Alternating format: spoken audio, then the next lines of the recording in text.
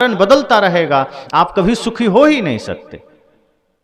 सदगुरु कहते हैं सुख का भी कारण आप हैं, दुख का भी कारण आप। और इसे तो राम जी ने भी कहा। जब निषाद राज ने राम जी से कहा बड़ा दुख हुआ आपके बारे में जानकर कि मंथरा और कैकेयी माता के वजह से आपको दुख मिला, लक्ष्मण जी ने कहा बिल्कुल एकदम उन्हीं के वजह से दुख हुआ है राम जी को, भैया को। ये मानते ही नहीं। हम तो पहले ही कह रहे थे कि मंथरा को 2 थप्पड़ देते हैं सब ठीक हो जाए, लेकिन ये सुने ही नहीं। तो राम जी ने क्या कहा, काहुन को सुख दुख कर दाता, निज कृत कर्म भोग सुनु भ्राता, कि लक्ष्मण चिंता ना करो, छोड़ दो ये सारी बातें। कोई किसी को सुख दुख नहीं दे सकता, स्वयं राम कह रहे हैं सुख दुख का कारण हम खुद हैं। हम अपने ही किए हुए कर्मों का फल पाते हैं, हम अपने ही किए हुए कर्मों का सुख या दुख के रूप में फल पाते हैं, कोई दूसरा उसका आधार नहीं। हमारा मन ही हमारे दुख का कारण है, हमारा मन ही हमारे सुख का भी कारण है। इसलिए तो गुरुदेव कबीर कहते हैं, कबीर मन तो एक है भावे तहां लगाओ, भावे गुरु की भक्ति करो, भावे विषय कमाओ। कि मन तो एक ही है, अगर आपने इसे भक्ति में लगाया तो आनंद पाएंगे, इसे विषय में लगाया तो दुख पाएंगे। अब आपको तय करना है मन को कहाँ लगा रहे हैं। और अधिकांश लोग मन को प्रपंच में लगाते हैं, दुख में लगाते हैं।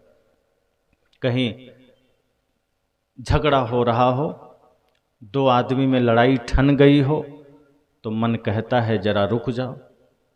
कहीं सत्संग हो रहा हो तो मन कहता है कल आ जाएंगे, 3 दिन का है, आज क्या जल्दी है, चलो पहले काम कर लेते हैं। लेकिन आगे निकलते ही झगड़े के जगह पर आप पहुंच गए, 2 आदमी एकदम अब लड़ने ही वाला है, मन कहता है जरा रुको तो सही, देख तो लें, बड़ा मजा आ रहा है, थोड़ा देखें तो सही। अब मन को बड़ा रस आ रहा है झगड़े में, मन चाह रहा है कि किसी का पैर तो टूटे, किसी का हाथ टूटे, सिर फूटे। अब लड़ाई तो ठन गई, दोनों में लगा उठा पटक हो जाएगी, लेकिन किसी तरह मामला शांत हो गया, हाथ पैर न टूटे न फूटे, कोई हमला नहीं किया, गाली गलौज करके रह गया। अब मन कहता है ओह 5 मिनट बेकार हो गया, अच्छा होता थोड़ा लड़ लेता, हाथ पैर टूटता, मजा आता। अब झगड़े में रस आ रहा था, किसी का पैर टूटे मन को रस आता है, किसी के जीवन में कोई बर्बादी आ जाए मन को रस आता है, पड़ोसी बीमार हो जाए मन को बड़ा मजा आता है। सदगुरु कहते हैं आप दुख बटोरते हैं ऐसे कचड़ों से। दूसरे का दुख देखा आपको आनंद आ रहा है, दूसरे को पीड़ा में देखा आनंद आ रहा है, दूसरे को झगड़े में देखा आनंद आ रहा है। लेकिन सत्संग बगल में चल रहा है तो मन कहता है आज क्या करना, अभी तो 3 दिन है, अंतिम दिन चलेंगे। कहीं राशन बंटने लग जाए तो आदमी पहले ही दिन झोला लेके खड़ा हो जाता है, पता नहीं कल मिले न मिले, आज ही चलो भीड़ है तो क्या हुआ, लेके आ जाते हैं। पर कहीं ज्ञान बंट रहा है, 3 दिन का है, आज अंतिम दिन चलेंगे, पहले काम कर लेते हैं। इसका मतलब है कि मन आपको संसार में रस दिखा रहा है और ज्ञान में निरसता दिखा रहा है। उल्टा है, संसार निरस है, सिर्फ शरीर के प्रयोग के लिए। आपका शरीर भौतिक है और शरीर के लिए ही ये सब व्यवस्था है। शरीर को ही भोजन चाहिए, शरीर को ही कपड़ा चाहिए, शरीर को ही घर चाहिए, आत्मा को ये सब नहीं चाहिए। और ये सत्य है कि जब तक शरीर है भोजन चाहिए, इसको नकारते नहीं है साहब, नहीं कहते कि हाँ शरीर को भोजन मत दो, कपड़ा मत दो, कमाई मत करो, धन मत कमाओ। वे कहते हैं अब शरीर है, व्यवस्था तो चाहिए, घर भी चाहिए, कपड़ा भी चाहिए, भोजन भी चाहिए। अब आपके पास गाड़ी है तो बिना तेल डीजल के थोड़े चलेगा, नहीं चलेगा। पर बात कहाँ टिकती है आकर कि ठीक है आपने गाड़ी में तेल डीजल मोबिल जो भी आपको लगता है डाल दिया, सर्विसिंग करा दिया, चक्के का हवा चेक करा दिया, गाड़ी ठीक है, और ड्राइवर को 5 दिन से भोजन नहीं दिया तो चलेगी गाड़ी? अरे गाड़ी को आपने सब कुछ कर दिया तो ड्राइवर को भी तो दो, गाड़ी खुद थोड़े चलेगी। तो शरीर को व्यवस्था आपने दे दिया, शरीर गाड़ी है, शरीर तो नाव है भवसागर से पार होने का साधन मात्र।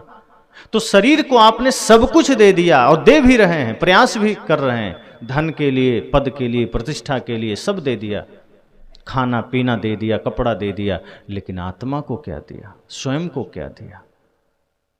आत्मा को धन चाहिए, आत्मा को ध्यान चाहिए, आत्मा को भजन चाहिए, सत्संग चाहिए, सत्य हिंसा प्रेम करुणा चाहिए, वो आपने दिया नहीं। भजन आपने किया नहीं, धर्म के मार्ग पर कदम बढ़ाया नहीं, तो शरीर को भोजन दिया, मन को नहीं दिया, आत्मा को नहीं दिया। और मन को जब आपने नहीं दिया सत्संग, मन को नहीं लगाया ध्यान में, तो मन बन गया मालिक और आपको लगा दिया दुनियादारी में। क्योंकि मन जब मालिक बन जाता है वो कभी भी आपको ज्ञान के मार्ग पर नहीं ले जा सकता। जब तक आप मालिक हैं तभी तक मन आपका भक्ति में जाएगा। अगर मन मालिक बन गया, मैंने कहा, फिर वो आपको गलत दिशा में ले जाएगा। इसका कारण क्या है? क्योंकि मन जन्म जन्म से विषयों का ही अभ्यासी है। जितने बार इस धरा पर जन्म लेकर आए हैं, हर बार मन का सामना माया से हुआ है।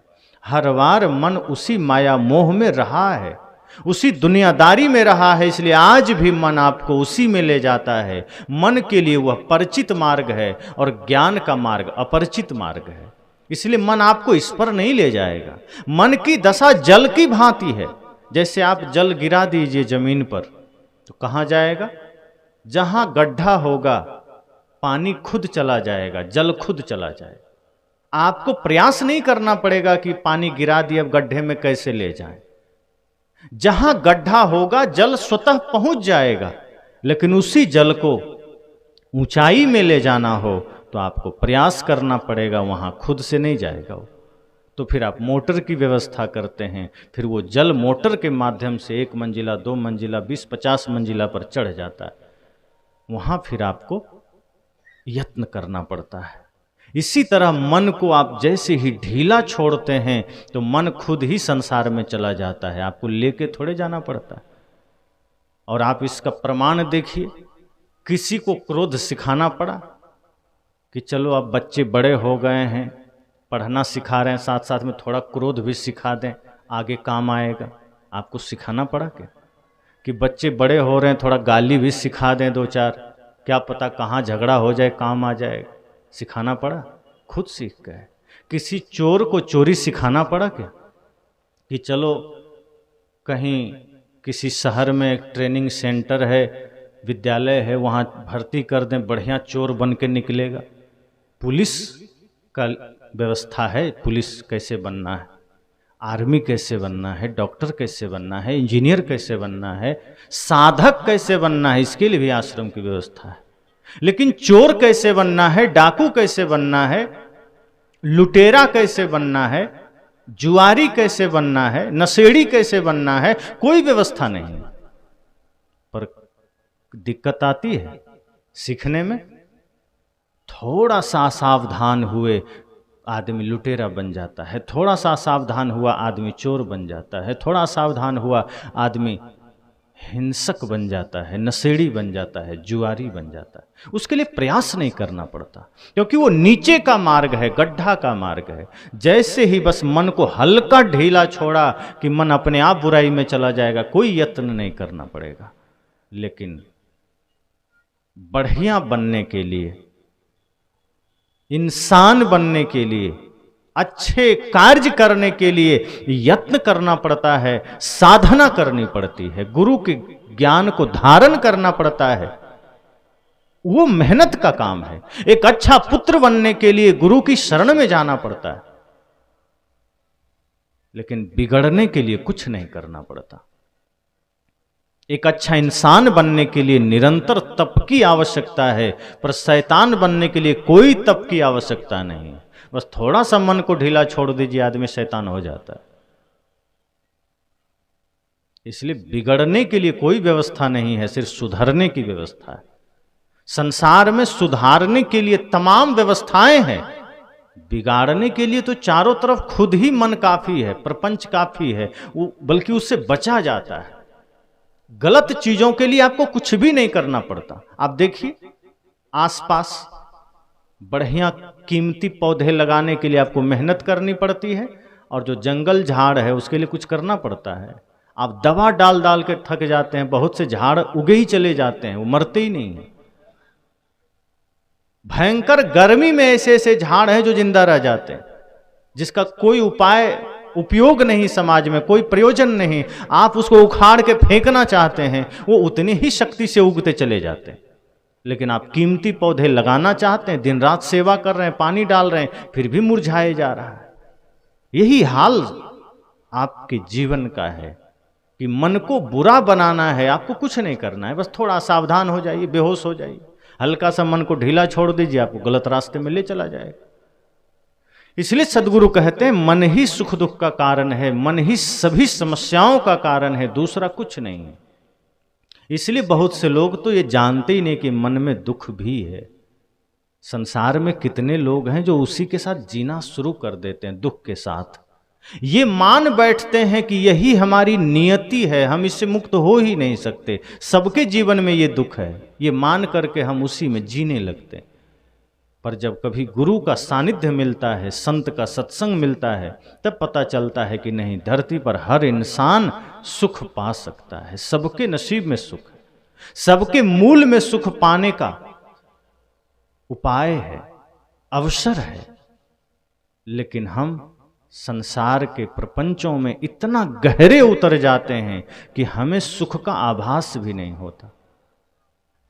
हजारों साल के गुफा में किसी को बंद कर दिया जाए भयंकर अंधेरे में, तो उस आदमी को ये लगता है कि अब हमारे जीवन में कभी प्रकाश नहीं आएगा, हम तो इसी अंधेरे में जिएंगे, और वो उसी के साथ अभ्यास कर लेता है जीने का।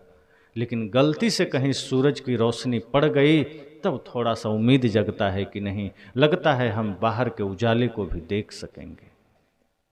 किसी किसी आदमी को जेल में रहना पड़ता है, अगर उसे आजीवन कारावास हो गया तो धीरे धीरे वो मन को समझा लेता है कि अब जेल में ही रहना है। धीरे धीरे वो जेल को ही घर समझने लगता है, धीरे धीरे उसी हथकड़ी को, उसी सारे ग्रिल को मान लेता है कि अब इसी के साथ जीना है, उसी में वो मन को समझा लेता है। लेकिन जब कभी कोई उम्मीद की किरण जगती है, तब आभास होता है कि नहीं, इसके बाहर भी एक जगत है जहां आनंद है। यही हम सबके साथ होता है।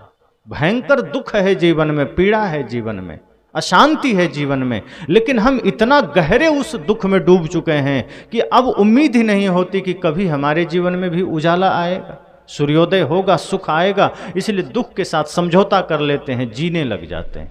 लेकिन सदगुरु कहते हैं हर आदमी के जीवन में सुख का सूर्योदय होगा, बस जरूरत है मन को निर्मल करने की, जरूरत है मन के दुख को जानने की।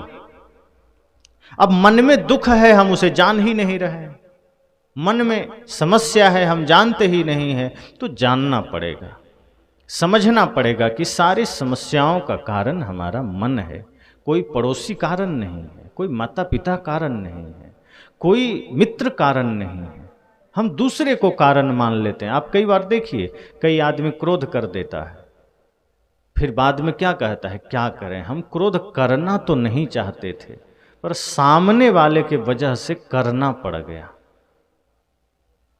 मित्र के वजह से क्रोध आ गया, पुत्र के वजह से क्रोध आ गया, पिता के वजह से क्रोध आ गया। किसी न किसी पर अपनी जिम्मेदारी सौंप देता है कि किसी और के वजह से क्रोध आ गया। अब जरा सोचिए, किसी और के वजह से क्रोध कैसे आ गया? मान लीजिए हमारे भीतर क्रोध है ही नहीं, तो सामने वाला कितना भी प्रयास करे, क्रोध आएगा क्या? जब क्रोध है भीतर, तभी तो किसी न किसी कारण से क्रोध आएगा। तो सामने वाला तो प्रयास करेगा ही, संसार तो प्रयास करेगा ही कि आपको परेशान करे, आपको उद्वेगित करे, पर आपकी साधना, आपकी भक्ति, आपका भजन क्या कहां चला गया? ये भजन कब काम आएगा? ये प्रेम कब काम आएगा? ये आपकी साधना, आपकी भक्ति कब काम आएगी? अब से सीमा पर युद्ध छिड़ जाए, पाकिस्तान की तरफ से हमला हो जाए और सैनिक कहें हमारा हथियार तो दिल्ली में रखा है, अब क्या करें? अब जब युद्ध नहीं छिड़ा था तब हथियार लेके सब घूम रहे थे, दिखा रहे थे, और युद्ध छिड़ गया तो हथियार पता चला क्वार्टर में रखा है, दिल्ली में रखा है, तो हार हो जाएगी ना। बाकी समय भले छिपा के रखिए, लेकिन युद्ध के समय अगर हथियार सामने है तो आप युद्ध जीत सकते हैं। तो जब प्रतिकूलता नहीं थी, जब सामने से कोई विषम परिस्थिति नहीं आई थी, तब हम प्रेम भक्ति का गुणगान कर रहे थे, भजन गा रहे थे। लेकिन जैसे ही सामने से किसी ने गाली दिया, हम तुरंत प्रेम श्रद्धा भक्ति को बगल रख देते हैं कि ये तो खत्म, इसका काम नहीं। अब हम भी वही क्रोध का हथियार उठा लेते हैं। तो क्या मतलब हुआ सत्संग सुनने का? जिस वक्त प्रेम की आवश्यकता है उस वक्त प्रेम को धारण तो करिए। जब कोई गाली दे तो आपके भीतर से प्रेम के शब्द निकले, जब कोई क्रोध करे आपके भीतर से करुणा प्रेम के निर्मल मीठे शब्द निकले, जब कोई हमला करे उस वक्त अस्त्र चलाइए, ज्ञान का अस्त्र चलाइए, प्रेम का अस्त्र चलाइए। लेकिन उसी समय हम हार मान लेते हैं, उसी समय हम अपना अस्त्र समर्पित कर देते हैं। सद्गुरु कहते हैं इसीलिए जीवन में दुख है, और इस दुख का कारण कोई दूसरा नहीं है। जो ज्ञान, जो भक्ति, जो वैराग्य की शिक्षा हम संत सत्संग से पाते हैं, अगर यह जीवन में बना रहे तो कभी दुख नहीं आएगा। सत्संग में हम आए और सत्संग में जो हमने सुना, अगर वो हमने आत्मसात कर लिया, काम बन जाएगा। लेकिन हम आत्मसात नहीं करते हैं, बहुत सी बातों को हम सिर्फ कंठस्थ कर लेते हैं। तो कंठस्थ का मतलब है जो कंठ में जाके स्थित हो गया। तो जो कंठस्थ होगा वो आचरण में नहीं उतरेगा, लेकिन जो आत्मसात हो जाएगा, हृदयस्थ हो जाएगा, वो आचरण में उतर आता है। इसलिए सद्गुरु कहते हैं ज्ञान की बातों को रटना मत, कंठस्थ मत करना, उसे समझना, उसे हृदयस्थ करना, तब वो आपके कर्म में उतरेगा, तब वो आपके आचरण में उतरेगा। यही ज्ञान की प्रमुखता है, यही ज्ञान की शक्ति है कि अगर आपके कर्म में उतर गया, वो ज्ञान आपको भी पूजनीय बना देगा, आपको भी अमर बना देगा। लेकिन अगर वो ज्ञान सिर्फ मस्तिष्क में रह गया, कंठ तक रह गया, फिर वो ज्ञान किसी काम का नहीं है, फिर वो सिर्फ दूसरे के लिए काम आ जाएगा।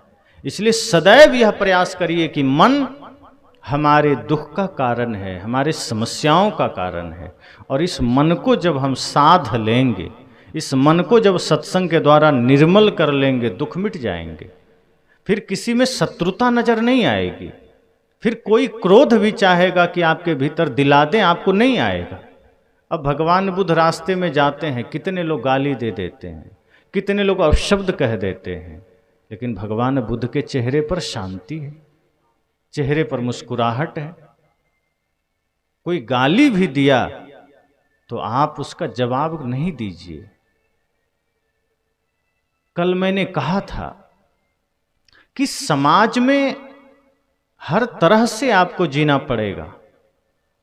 कहीं आपको अपनों के बीच सिर भी झुका लेना है अगर प्रेम बना के रखना है। आप चाहते हैं घर ना टूटे, आप चाहते हैं समाज ना टूटे, तो अपने के बीच सिर भी झुका लीजिए। लेकिन अगर आप ये चाहते हैं कि नहीं टूटे तो टूटे, हम झुकेंगे नहीं, तो कदम कदम पर टूटेगा। क्योंकि घर परिवार संसार के टूटने का कारण ही हमारा अहंकार है, स्वार्थ है, और ये दो विकार जहाँ भी रहेंगे वो समाज, वो घर कभी संवर्धित नहीं रह सकता, व्यवस्थित नहीं रह सकता, संगठित नहीं रह सकता। इसलिए सद्गुरु कहते हैं कि जहाँ जैसी स्थिति आए स्वयं को बना लीजिए। अगर कहीं झुकना पड़े झुक जाइए, कहीं मौन रहना पड़े मौन हो जाइए, कहीं स्वीकारना पड़े स्वीकार लीजिए, लेकिन झगड़े का कारण मत बनिए। कारण अगर बनना है तो झगड़े मिटाने का कारण बनिए। कारण अगर बनना है तो अपने बच्चों के सुंदर भविष्य का कारण बनिए। कारण अगर बनना है तो अपने समाज के उत्थान का कारण बनिए।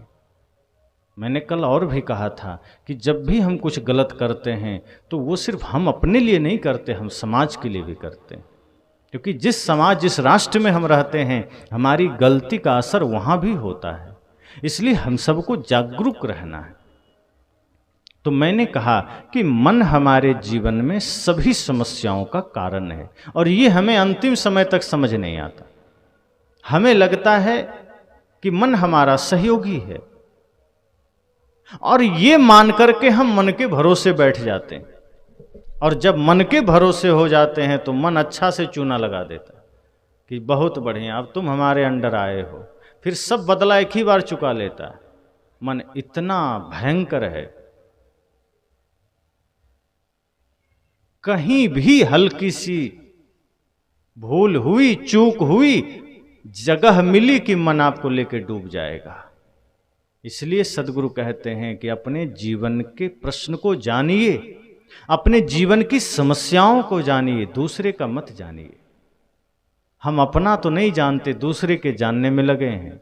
पड़ोसी के पास क्या है, हमारे पास पूरा विवरण आ जाता है। उसका बेटा क्या करता है, उसके बाद धन कितना है, जमीन कितना है, पड़ोसी क्रोधी है कि लालची है, सब हमें पता है। हम चर्चा करते हैं कि अरे क्या कहे, हमारा पड़ोसी ठीक नहीं। वो धार्मिक आदमी होने का ढोंग करता है, उसके जीवन में धर्म थोड़े है। आदमी यही तो चर्चा करता है कि हमारा जो पड़ोसी है वो छली है, कपटी है, वो धार्मिक नहीं है। सदगुरु कहते हैं आपको आपके पड़ोसी का लेखा जोखा पता है, आपको आपके मन का पता है क्या, कि आपका मन कितना कचड़ा में है। पड़ोसी के मन में क्या है ये जान भी लेंगे तो क्या हो जाएगा।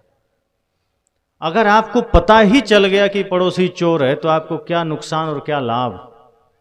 लेकिन आपका मन चोर है ये पता चल गया तो आप उसे ठीक कर सकते हैं। आपके जीवन में समस्या है ये पता चल गया तो आप उसे अच्छा कर सकते हैं, समाधान खोज सकते हैं, और इससे आपका ही मुक्ति संभव है। लेकिन दूसरे के विवरण को जानने में आपका कोई लाभ नहीं। हम दूसरे के बारे में जानना चाहते हैं, हम दूसरे के बारे में पता करना चाहते हैं। सदगुरु कहते हैं यह जीवन आपको आपकी मुक्ति के लिए मिला है, ये जीवन आपको आपके बंधन को काटने के लिए मिला है, और इसके लिए सत्संग जरूरी है। इसी सत्संग से आपको पता भी चलेगा कि मन हमारा कहाँ ले जा रहा है, मन क्या कर रहा है। जैसे आप कभी दर्पण के सामने जाते हैं